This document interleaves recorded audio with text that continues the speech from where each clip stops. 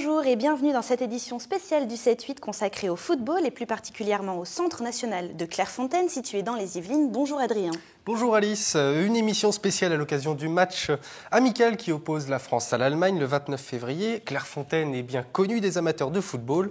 Le Centre technique national Fernand Sastre accueille l'équipe de France avant chaque rencontre, mais c'est aussi l'Institut national du football de Clairefontaine, l'INF, qui accueille les jeunes de 13 à 15 ans. Alors au programme Clairefontaine, comme vous ne l'avez jamais vu, avec un documentaire dans les coulisses de la résidence de l'équipe de France, ainsi que des révélations sur le fonctionnement et les sélections à l'Institut national du football. Alors nos invités aujourd'hui, c'est Moustapha Larbaoui, président du Football Club de Trappes, et Daryl Zaméo, jeune joueur du club de Montigny-le-Bretonneux qui vient de passer les tests à l'INF. Bonjour à vous deux. Bonjour. Et Gérard Prêcheur, directeur de l'INF, donc, qui nous a rejoint. Bonjour. Bonjour. Alors avant de discuter avec nos invités, un mot avec Baptiste Lègle. Bonjour. Bonjour. Vous êtes journaliste à TV Fil et alors vous avez signé le backstage que nous allons voir dans un instant sur la résidence de l'équipe de France à Clairefontaine. Alors racontez un petit peu ce tournage qui devrait faire des envieux. Alors oui, nous avons voulu en effet montrer les coulisses de Clairefontaine. Alors quand on pense Clairefontaine, on pense bien sûr football et équipe de France. Mais on a un peu du mal à s'imaginer, derrière les images des conférences de presse et des entraînements, à quoi ressemble vraiment la vie des Bleus à Clairefontaine. Donc c'est un peu ce que nous avons voulu montrer. Et justement, comment vous avez fait, comment vous avez procédé, comment vous avez réussi à les approcher, ces Bleus? Alors je me suis d'abord joint aux autres journalistes lors des derniers matchs de l'équipe de France, qui était en novembre dernier contre la Belgique et les États-Unis. Alors j'ai assisté aux conférences de presse et aux séances d'entraînement qui sont ouvertes aux médias. Donc j'ai essayé de montrer un peu comment on pouvait le vivre de l'intérieur. Et ensuite je suis retourné à Clairefontaine pour montrer un peu le cadre de vie de l'équipe de France. Où là j'ai rejoint Philippe Tournon, donc, qui est le responsable du service presse de l'équipe de France. Donc grâce à lui, j'ai pu visiter vraiment la résidence des Bleus. Ah, ne nous en dites pas trop quand même, hein. On va regarder tout de suite le backstage pendant le dernier rassemblement de l'équipe de France. Bienvenue dans Backstage. Pour ce nouvel épisode, nous vous emmenons à Clairefontaine en Yvelines, sur le lieu de rassemblement de l'équipe de France de football, le Centre technique national Fernand Sastre. Des séances d'entraînement au cadre de vie, tout concourt ici à stimuler les performances des joueurs. Alors pour voir à quoi ressemble la vie des Bleus à Clairefontaine, suivez le guide.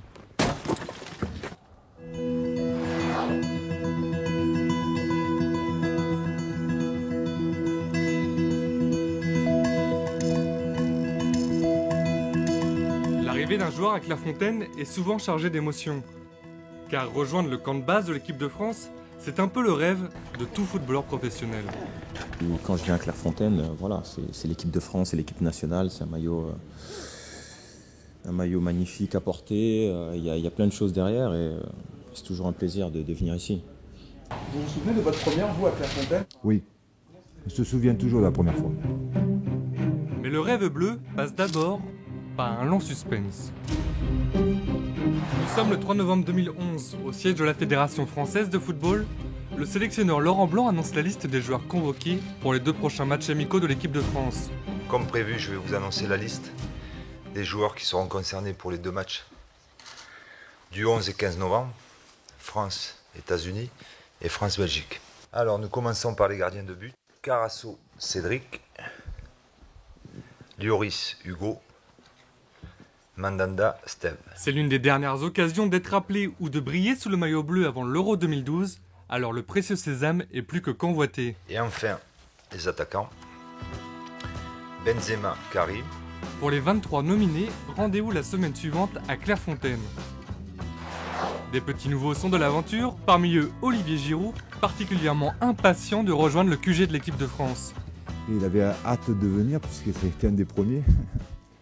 Comme je lui ai dit lors de tes premiers rendez-vous, on a toujours envie de venir à Clairefontaine, donc on est souvent en avance. Après, quand on devient un peu plus habitué au lieu, on arrive toujours à la bourre après. C'est très joli, c'est beaucoup d'émotions. Je prends beaucoup de photos avec mes yeux pour garder des souvenirs, mais j'espère que je reviendrai très rapidement en tout cas. J'espère que cette sélection n'appellera d'autres. Bien plus qu'un décor, l'attaquant montpelliérain découvre aussi un nouveau statut, celui de star de l'équipe de France. Sollicité de toutes parts, il enchaîne les conférences de presse, bien conscient de l'importance de cette exposition médiatique. Relais d'opinion de premier ordre, les médias ont en effet une réelle influence sur l'image de la sélection nationale et la fédération l'a bien compris. Pendant la préparation des Bleus, elle organise des points presse et ouvre l'accès à certaines séances d'entraînement.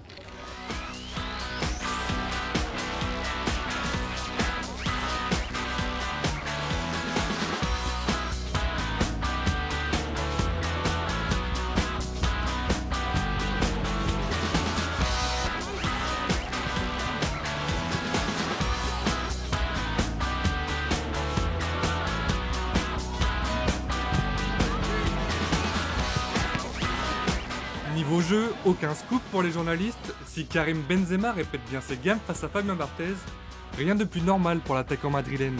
Il reste en effet l'atout offensif numéro 1 des Bleus.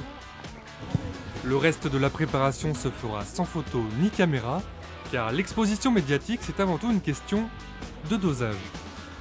Il y aura d'autres jours, alors c'est la tranquillité totale, c'est une autre forme de travail, il n'y a pas de caméra, il n'y a pas de photo, il n'y a pas de public, il n'y a rien. Les entraîneurs se lâchent davantage, les joueurs aussi. Voilà, donc c'est dans cette alternance de moments un peu plus exposés ou un peu plus intimes que l'équipe de France se prépare et trouve son bon équilibre. L'intimité de l'équipe de France, c'est un peu ce que nous propose de découvrir Philippe Tournon. Nous le retrouvons pour une visite guidée de la résidence des Bleus. Bienvenue dans la résidence de l'équipe de France. Là, nous sommes dans le lieu stratégique. Le jour de rassemblement, les taxis arrivent depuis l'entrée du centre, viennent par cette allée là où un groupe de visiteurs est en train de s'acheminer. Le taxi arrive en bas et le joueur arrive et va pénétrer dans la résidence de l'équipe de France.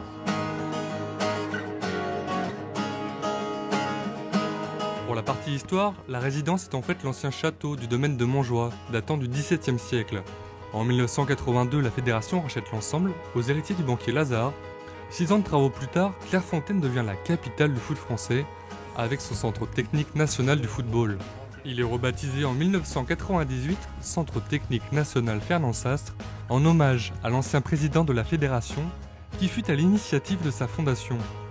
Depuis, des rénovations ont bien sûr eu lieu, mais les habitudes ont peu changé. Voilà, le joueur arrive ici sur ce tapis. Les magasiniers, Stéphane et Manu, ont déposé toutes les valises. Chaque joueur a sa valise, a son nom. Donc le joueur va à ce comptoir, l'hôtesse lui donne la clé de sa chambre, il s'empare de sa valise et après, il monte dans sa chambre au premier ou au deuxième étage.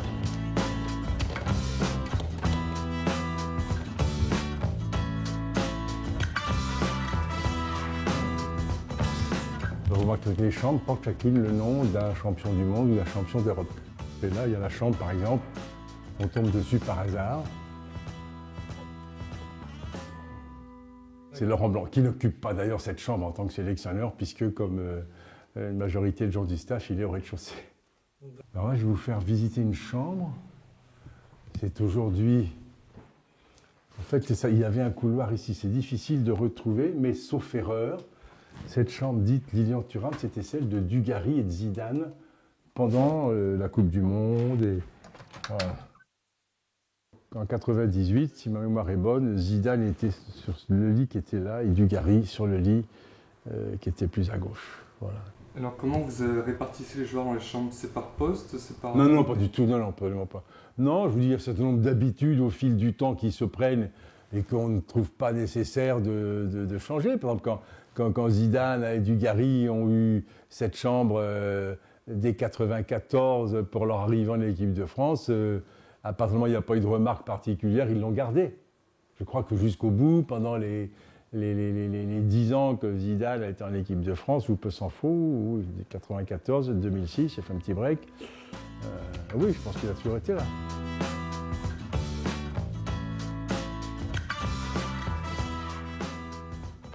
Il y a des chambres à l'étage au-dessus, généralement, elles sont réservées aux plus récemment arrivant à l'équipe de France. Non pas qu'il y ait un étage noble et un étage moins noble, mais bon, le premier étage, généralement, on y installe des joueurs qui sont déjà des joueurs cadres de l'équipe de France, quoi. Vous l'aurez compris ici, tout est fait pour mettre les joueurs à l'aise. Un bien-être déterminant, car au plus haut niveau, il rime souvent avec performance. Pas de grasse mat pour autant, les joueurs sont attendus entre 8 et 10 heures pour le petit déjeuner, voire entre 8 et 9 heures lors des grosses journées. Ils se rejoignent ensuite dans le vestiaire avant d'attaquer l'entraînement.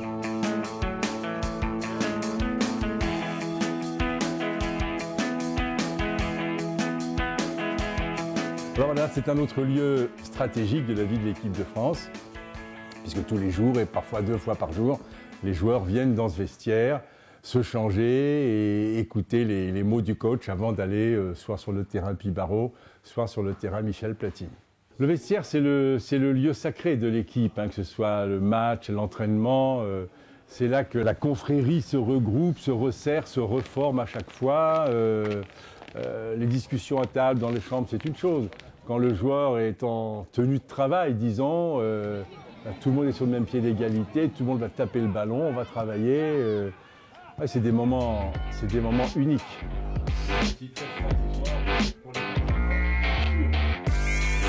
Et dans les vestiaires, c'est assez simple de venir la première fois, d'être entouré de... Je ne crois pas. C'est comme la première fois qu'un cadre assiste à une réunion de direction. Il y a des affinités, il faut trouver ses marques. Il y a des places plus ou moins attitrées, il faut être vigilant. Je pense que comme dans chaque activité, la première fois, on est un peu sur la pointe des pieds, on ne le ramène pas trop et on l'écoute, on l'observe beaucoup.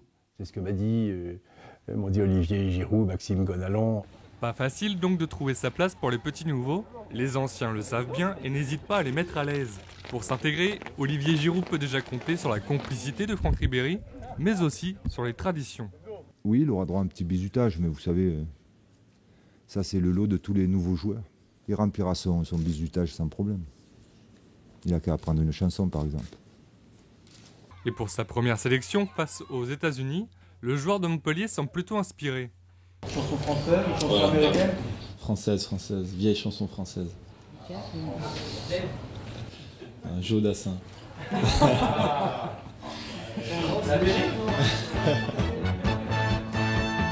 Les amis, je dois m'en aller, je n'ai plus qu'à jeter... Mais pour entendre Olivier Giroud chanter du Joe Dassin, il fallait être ici, dans le salon Roger Lemaire, lors de son premier dîner à Clairefontaine. Donc la grande table ovale, il y a les 20, 21, 22 ou 23 joueurs. Là aussi, il commence à y avoir des habitudes. Franck Ribéry doit être par là, si je me souviens bien. Steve Mandanda est toujours au bout là-bas. Avec Hugo aussi, il y a une espèce de confrérie des gardiens. Vous l'aurez remarqué, chaque pièce de vie de la résidence porte le nom d'un illustre ancien de l'équipe de France. De quoi faire rêver la relève et réveiller ses ambitions. Les chambres de champions du monde côtoient ainsi Roger Lemaire ou encore Raymond Coppa, salon où Laurent Blanc décortique vidéo à l'appui le jeu des équipes adverses. Concernant le lieu de vie central des Bleus, une petite idée ? Sans surprise, il rend hommage à Aimé Jacquet, l'unique sélectionneur tricolore à avoir remporté la Coupe du Monde. Donc là, c'est une salle de vie, il y a un grand écran de télévision. Les soirs de match, il y a pas mal de monde, on tourne les fauteuils vers l'écran, on regarde. Et là, ce sont également des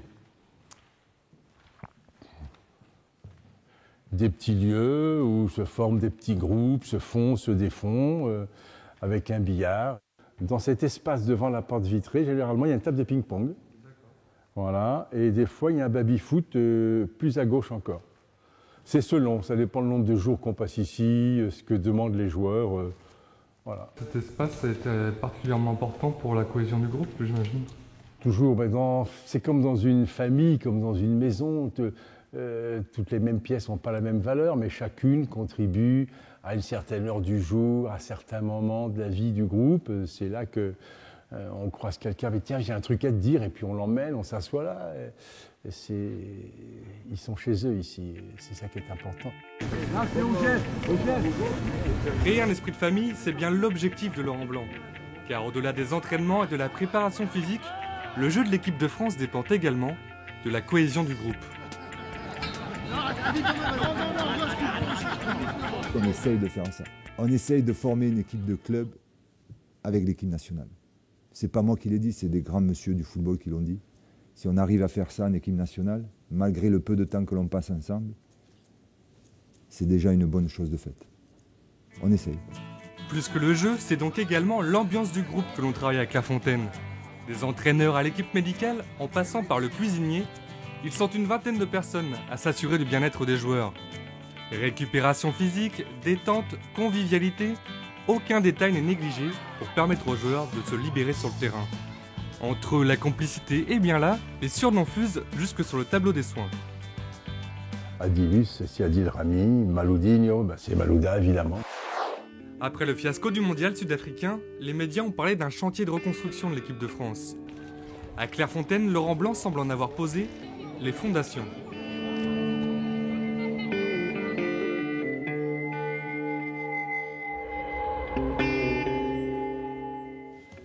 Voilà donc pour ce documentaire signé Baptiste Lègle qui est à retrouver sur notre antenne. Alors entre-temps, Anthony nous a rejoint. Anthony, bonjour. Bonjour. Toi, tu as 14 ans et tu es en 2e année à l'INF. Alors est-ce que tu connaissais les coulisses de l'équipe de France? Tu les avais vus déjà, ces lieux? Oui, on les avait déjà visités et aussi dernièrement on avait fait une petite soirée pour le Nouvel An.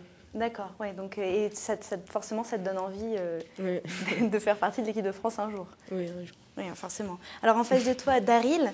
Daryl, toi tu as 12 ans, ta passion c'est le football. Alors ça te fait rêver ces images? T'aimerais bien y aller? Bah oui, ce serait mon rêve de par exemple rentrer à l'INF pour intégrer l'équipe de France. De voir aussi, parce qu'on a vu les chambres des joueurs avec les noms de légendes, Zidane, Dugarry. Bah oui, ça fait rêver quand on voit ça, mais enfin moi je suis en train, pour l'instant je fais que des tests, mais j'espère un jour intégrer l'équipe de France pour me retrouver à Clairefontaine. C'est qui ton joueur préféré? Cristiano Ronaldo. Ah, il n'est pas français celui-là.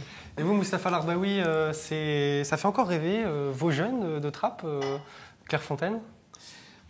Ça fait rêver les deux jeunes qui sont sur le plateau. En statistique, on est à 100%. Ça fait rêver les miens, évidemment. D'autant plus qu'il y a un accueil qui est passé par Trappes. C'est vrai que ça peut encore jouer davantage. Ça fait rêver les enfants. Ça nous fait rêver aussi. Moi, j'aime bien aussi. J'ai vu des choses intéressantes. Ça peut faire rêver tout le monde parce qu'après tout, le cadre était assez exceptionnel. Et puis, pour les enfants, évidemment, ça les projette. Pour nous, tout particulièrement, oui, parce qu'on a On a beaucoup de jeunes qui transitent par le centre de formation de Clairefontaine ou par le centre, au moins par la présélection, ou au moins par la visite des lieux. Et puis chaque année, de toute façon, on organise à Clairefontaine, la fédération, le district Clairefontaine, organise de très très gros plateaux sur les lieux. Donc là, on a allez, je m'avance peut-être un peu, mais pas loin d'1 ou 2 milliers de petits qui viennent faire des plateaux, ce qu'on appelle des plateaux. Donc très très très tôt, ils intègrent Clairefontaine. Vous avez combien de jeunes de Trappes qui sont passés par l'INF? Alors, je n'ai pas le chiffre en tête, je vous mentirais parce que... Il y en a régulièrement en tout cas. Mais régulièrement, on a des jeunes qui sont soit repérés, pour d'autres qui sont gardés, et d'autres qui n'ont fait que transiter, qui sont maintenant dans d'autres clubs de formation, voire des illustres que vous connaissez. Alors Gérard Prêcheur, vous faites partie, on peut dire, un petit peu du cadre technique de l'équipe de France. On parlait des installations tout à l'heure. Est-ce que c'est nécessaire, toutes ces installations mises à disposition de l'équipe de France?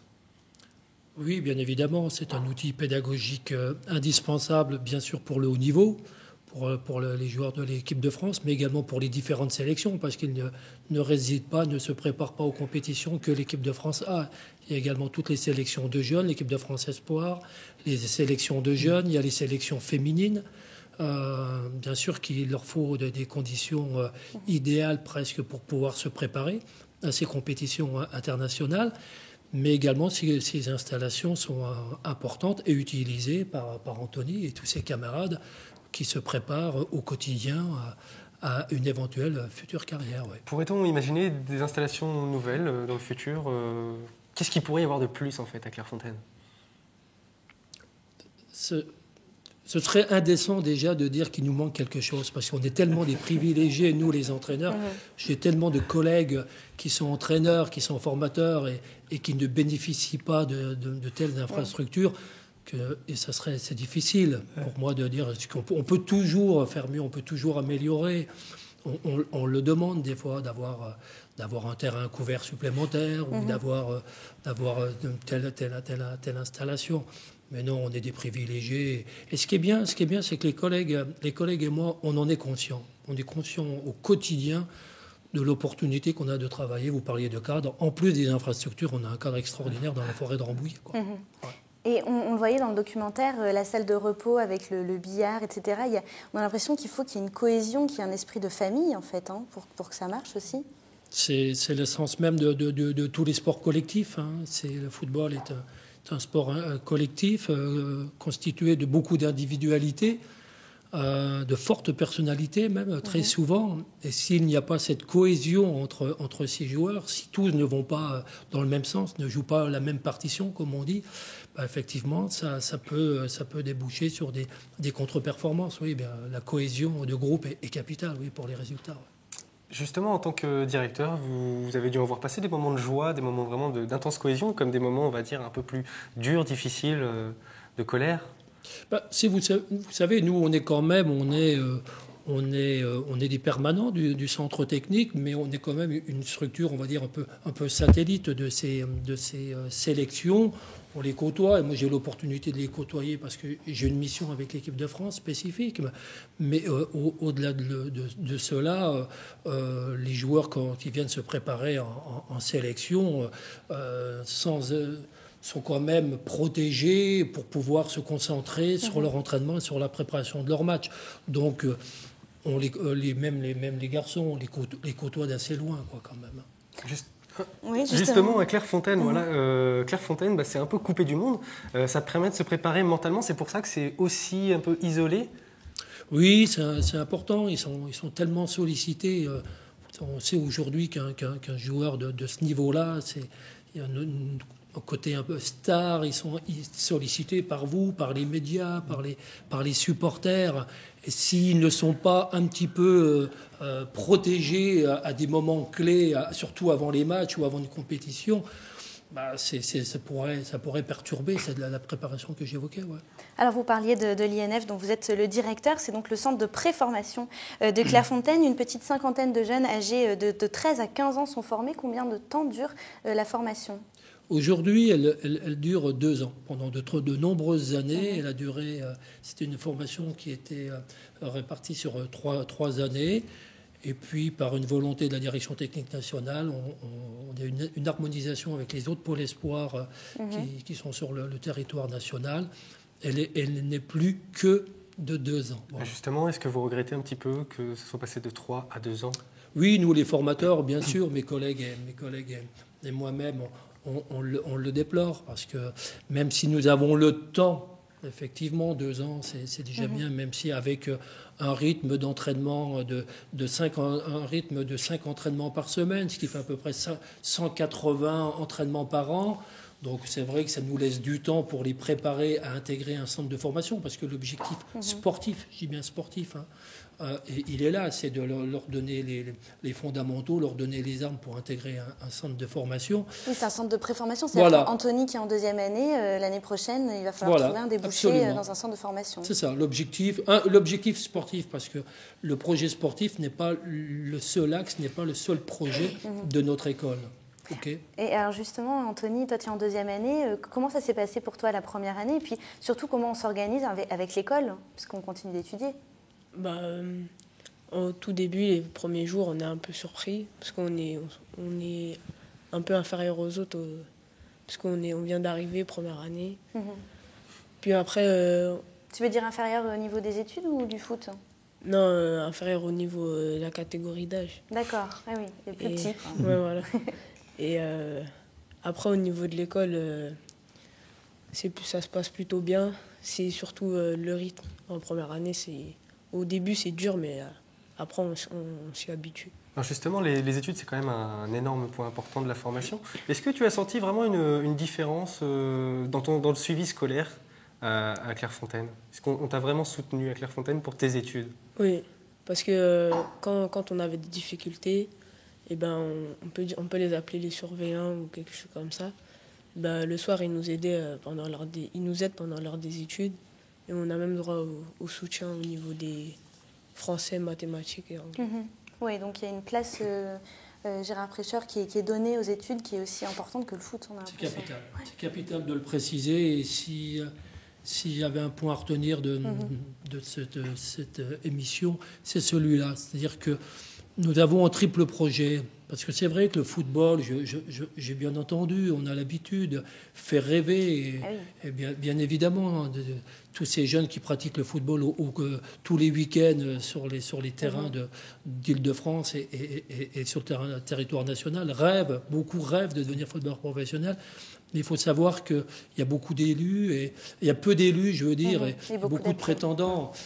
Et que quand je parle d'un projet à 3 dimensions, c'est que notre objectif principal, c'est d'offrir à chaque élève l'opportunité d'exprimer toutes ses potentialités sur le plan humain, déjà.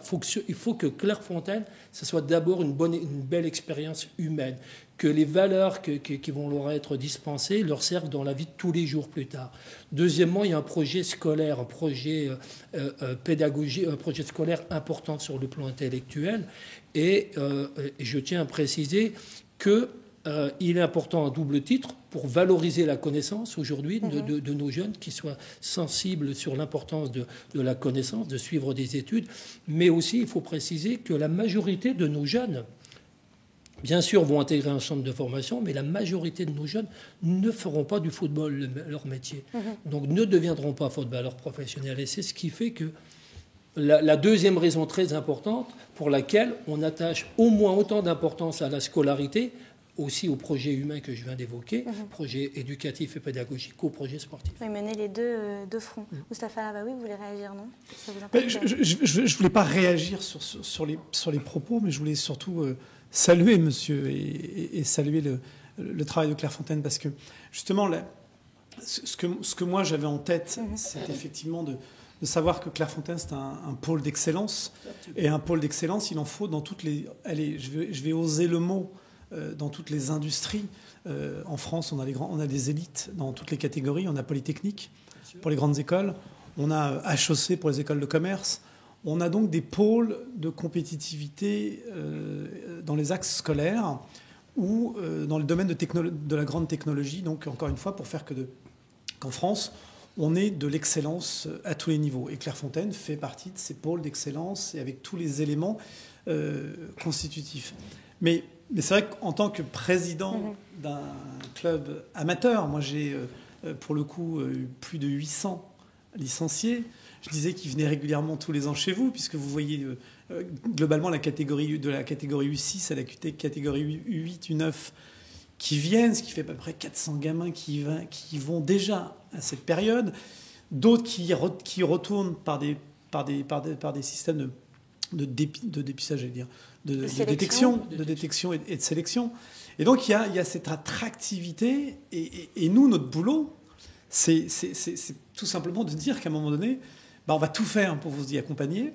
On sait que vous êtes très très bien accueillis, mais on est obligé, nous, en revanche, de les récupérer. Et on a un travail, nous, pour le coup, d'accompagnement à l'aller, c'est-à-dire vous allez y aller et bien sûr, ça sera magique. Bien sûr, on fait le maximum. En même temps, vous allez y revenir. Et donc, il y a peu d'élus. Ça, vous le disiez tout à l'heure. Donc, je suis très, très heureux de l'entendre. Et la deuxième chose, c'est que le football, pour revenir à ses origines, ça reste un sport qui vient des écoles, de l'école. Alors, à l'époque, c'était plutôt les écoles privées, les grandes écoles, encore une fois, élites, les London School. Et on a inventé le football avant l'école. Donc, il ne faudrait pas qu'on fasse l'inverse et qu'on réinvente l'école maintenant qu'on a inventé le foot. Mais donc, justement, pour Daryl et Anthony qui sont avec nous ce soir, qui rêvent d'être footballeurs, on l'a bien compris, comment on fait face à des enfants qui, peut-être que ça ne va pas forcément marcher, donc vous disiez, on continue les études forcément à côté, mais il y a quand même un rêve qui s'écroule à un moment donné. Alors, moi, si je peux me permettre, ce qui est sûr, c'est que on a une formule au Trappes Saint-Quentin Football Club, et ça rejoint exactement ce qu'a dit notre ami, c'est que on ne veut surtout pas que les gens, pour le coup, en tout cas, ils peuvent quitter notre structure. Alors, si c'est pour aller à Clairefontaine ou pour aller dans d'autres clubs, même les clubs voisins, qui quittent notre structure, mais qui ne se déstructurent pas. Et l'idée majeure, c'est cette construction. La construction de l'enfant, elle passe par le foot. J'entends qu'ils ne vont pas tous faire même du foot. Et effectivement, nous, on a deux, trois garçons qu'on suit maintenant, tout particulièrement parce qu'on y est attaché aussi à nos enfants, qui sont dans l'aïkido, qui sont dans le tennis, qui sont dans d'autres sports. C'est quitter le football, quittez notre structure, ne vous déstructurez pas. Et c'est un peu l'idée, quoi. C'est que le foot, c'est jamais un outil de structuration de l'enfant pour sa passion, la passion du sport, la passion du foot. Mais il y a aussi des garde-fous à prendre. Et je vois que c'est admirablement bien fait. Je suis très, très heureux de l'entendre. C'est notre job au quotidien, non ? Alors justement, on va entendre quelques témoignages de jeunes actuellement en 2e année à Clairefontaine. On a un but précis ici, c'est devenir footballeur professionnel. On s'y prépare un peu plus chaque jour. J'ai des qualités, si je suis rentré ici, c'est que j'ai des qualités, comme tout le monde ici. Donc je vais mettre tout de mon côté. On a passé 2 ans à vivre ensemble quasiment tous les jours, donc on a créé des liens très forts, mais on va rester en contact et j'espère qu'on se reverra. On est des copains, ça va. Quand on a une baisse de morale, il y a les autres pour nous remettre dans le chemin et voilà, on s'entraide. J'ai eu la chance de rentrer à Clairefontaine, il n'y a pas tout le monde qui a eu cette chance. On était beaucoup. Ma mère, mes parents, ils me le répètent. En sortant d'ici, je ne veux pas avoir de regrets, me dire que j'aurais pu faire ci, faire ça, mais je ne l'ai pas fait, donc je me donne toujours à fond pour profiter. Tous les sacrifices possibles, je suis prêt à les faire pour arriver au football professionnel. Je vise le plus haut possible. Alors Daryl, toi tu es joueur à Montigny. Quand tu vois des témoignages comme ça, forcément ça doit te donner envie d'aller à l'INF. Est-ce que entre joueurs à Montigny, vous en parlez aussi ? Un petit peu. On se parle un petit peu de l'INF, de l'entrée à Clairefontaine. On parle surtout de comment on voudrait être footballeur professionnel, mais voilà, c'est assez difficile. Tu as passé la présélection vendredi. Comment se sont passés les tests ? C'était bien, c'était assez stressant parce qu'il fallait faire des choses qu'on n'avait pas trop l'habitude de faire dans nos clubs ou à l'entraînement. Comme quoi par exemple ? Par exemple des conduites de balles et après se retourner et taper à l'intérieur, faire des... je sais pas comment dire, mais c'était assez... Oui, voilà, des pivots, fallait faire de la coordination et c'était assez difficile, mais après quand on arrive à s'entraîner, on arrive à tout. Est-ce que tu as trouvé les tests vraiment difficiles, c'est-à-dire vraiment intenses, ou tu as senti que c'était juste pour évaluer ton niveau ? C'était pour évaluer mon niveau, mais c'était pas tellement intense. C'était intense, mais pas énormément. D'accord. Donc Gérard Prêcheur, comment se déroule une journée type à Clairefontaine, du matin au soir ? Avant de parler de la journée type, je dirais que nos élèves ont l'opportunité de rentrer tous les week-ends et toutes les vacances chez eux pour pas les déraciner du milieu familial et de leur club d'ailleurs. C'est-à-dire qu'ils intègrent l'école le dimanche soir et ils quittent l'école le vendredi soir pour retourner, comme je viens de le dire, dans leur famille et pour jouer avec leur club le week-end, ce qui nous paraît important. Une fois précisé, la journée type, c'est le réveil 7h, ok. Anthony, c'est un peu tôt. Ils ont une bonne heure, 1h15 pour être précis. Ils ont 1h15 pour faire leur toilette, pour préparer leurs affaires, aller prendre leur petit déjeuner. À 8h15, il y a un bus qui vient les chercher devant la structure et qui les conduit au collège de Rambouillet, avec qui on a un partenariat super. Ce partenariat, j'ouvre une parenthèse, est capital car il nous permet en priorité d'avoir un aménagement du temps scolaire. Ce qui permet à nos élèves de finir les cours à 15h et donc, comme vous avez pu le constater quand vous avez fait le reportage, de pouvoir démarrer les entraînements à 16h, 16h15 ou plus tard. Ils s'entraînent tous les jours. Ils s'entraînent tous les jours. Donc voilà, ils partent à 8h15 au collège. Ils sont de retour donc vers 15h30. 15h30, on leur laisse 3/4 d'heure pour prendre le goûter et puis se préparer pour l'entraînement. Ils ont un entraînement qui dure en moyenne 2h, 2h15. Et donc, ça les conduit jusqu'à 18h45, 19h pour prendre la douche. Ils ont ensuite le dîner. Donc, de 19, ils ont une bonne heure pour prendre le dîner et puis se relâcher un petit peu. Et de 20h à 22h, ils alternent entre des cours, des études surveillées, ou comme l'a précisé Anthony tout à l'heure, des cours de soutien. C'est assez complet comme journée. C'est des journées c'est des journées bien chargées, effectivement. On en est bien conscient. C'est pour ça qu'Anthony tout à l'heure évoquait quand même le temps qu'il fallait pour trouver le rythme. Il le trouve bien. Des journées bien chargées. Je préciserai quand même que 2 bonnes heures ou 2 heures, 2h15, ils s'adonnent à leur passion, qui est quand même le football. Et quand on sait que 90% de nos entraînements, il y a présence du ballon avec une grande partie de jeu et de ludique, voilà, Alors, il y a pire quand même. Tout à l'heure, on entendait Daryl qui nous expliquait comment se sont passées les sélections. Comment est-ce qu'on peut détecter, si jeune, les qualités Comment est-ce que vous voyez ça ? C'est très difficile, hein, je vous le cache pas.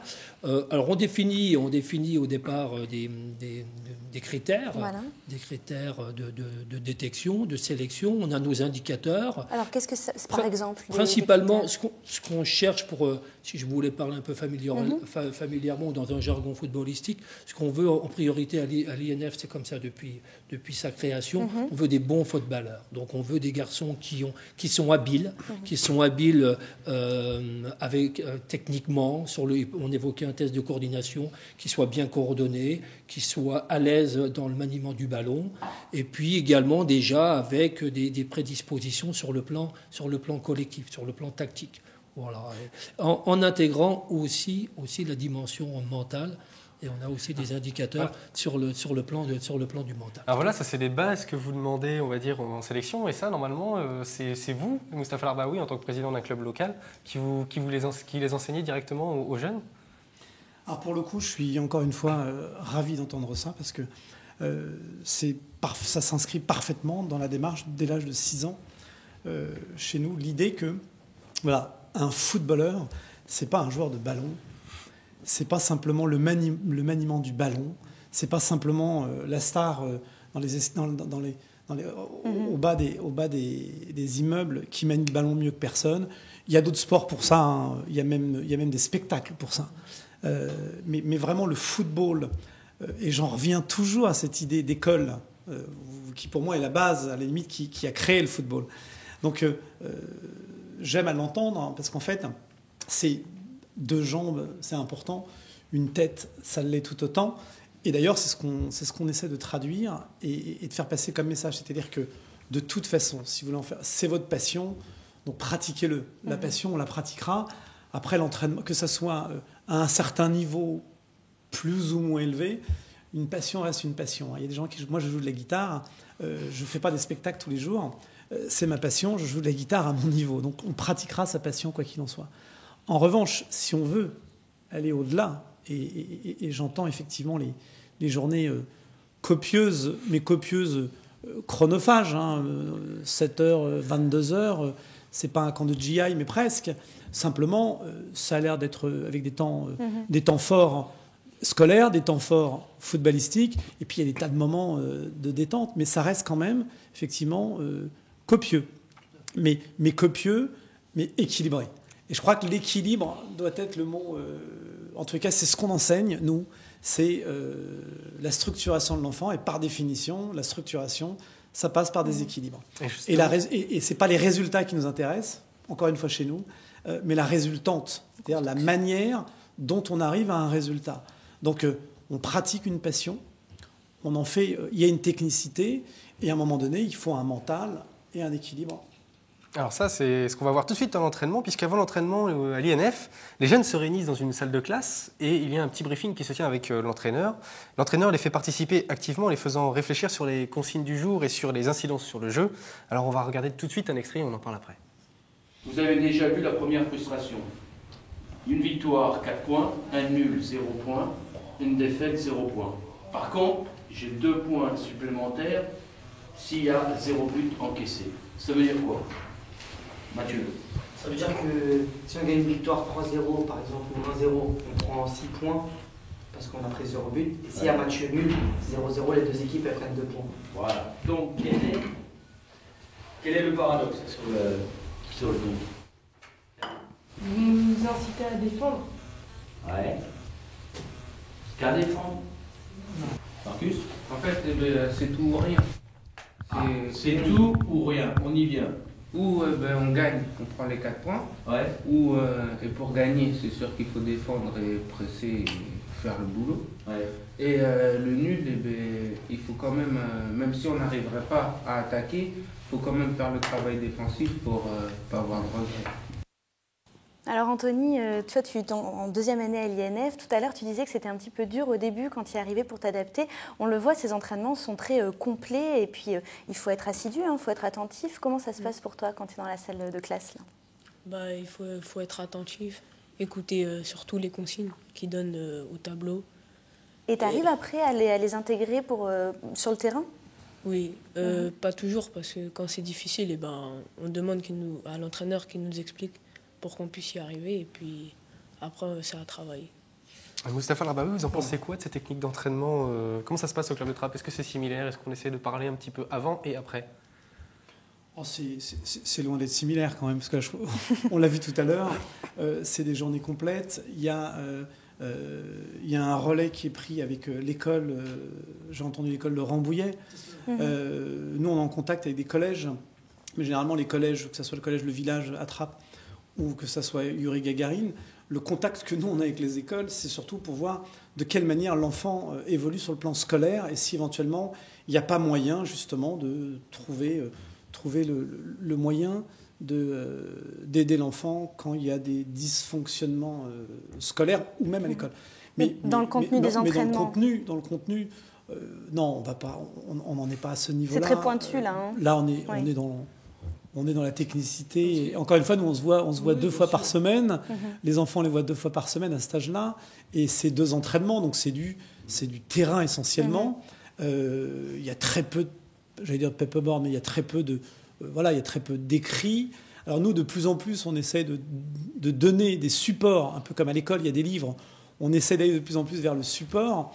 Mais après, il y a les moyens qu'on n'a pas, le temps que nous n'avons pas. Et puis, encore une fois, c'est pas à ce point, non. C'est clair. Pas les mêmes moyens, en tout cas. Je voudrais préciser 2 choses. La première, c'est que les objectifs ne sont pas non plus tout à fait les mêmes avec les clubs. Un garçon qui va s'inscrire dans le club de Trappes ou dans un autre club, il y a 2 raisons pour lesquelles un jeune va pratiquer le football. C'est pour progresser, effectivement, mais c'est également pour s'amuser, se retrouver avec des camarades et puis jouer aux côtés. Nous, on a un objectif qui est quand même beaucoup plus orienté sur l'enseignement.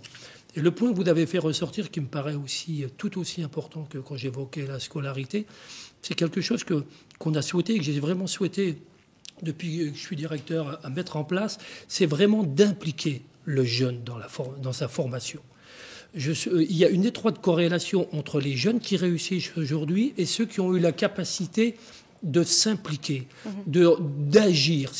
Nous, ce qu'on leur apprend, c'est qu'ils deviennent autonomes et qu'ils soient capables d'agir mentalement. Ils ne doivent pas subir leur formation, comme malheureusement, de temps en temps, ils peuvent subir leur scolarité. Il faut qu'on fait toujours appel à leur réflexion. Et on le sait tous bien qu'ils assimilent mieux les choses quand c'est eux qui trouvent la solution plutôt que lorsque c'est nous qui la donnons. D'accord ?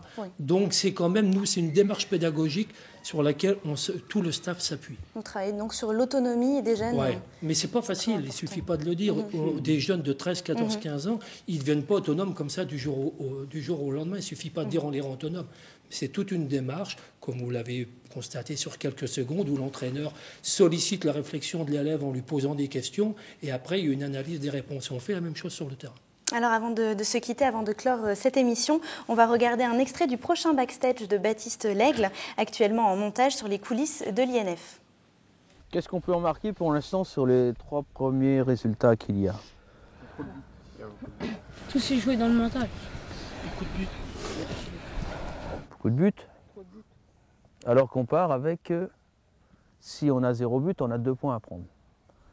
Ça veut dire que dans votre tête, comme je vous l'ai dit donc lundi en réunion, vous êtes d'abord focalisé sur le jeu et l'aspect offensif. Et on ne pourra progresser que dans la récupération, qu'à partir du moment où vous aurez l'envie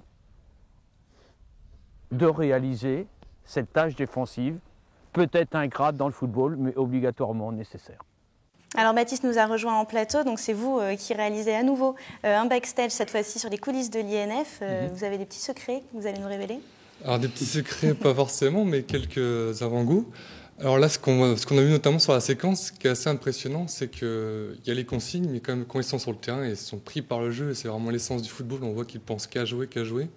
Parce que notamment sur cette séquence-là de l'entraînement, le but c'était quand même d'avoir un point supplémentaire si on n'encaissait pas de but. Donc à partir du moment où on commence à gagner, il faut quand même défendre et tenir le score. Et eux-mêmes à 2-0, ils continuent d'attaquer et on va vraiment tourner vers le jeu. L'accent est vraiment mis sur l'aspect humain à Clairefontaine. Oui, donc on a beaucoup insisté, notamment dans cette émission, sur l'aspect quand même collectif et que ça restait un sport collectif. Et on veut vraiment que l'ambiance d'un groupe, ça commence par là. Et à Clairefontaine, il y a une très bonne ambiance. Dans les couloirs, ça va de chambre en chambre. Ça rigole beaucoup. On voit que l'entente est là aussi sur le terrain. Donc, Et vous-même, vous aimez le foot?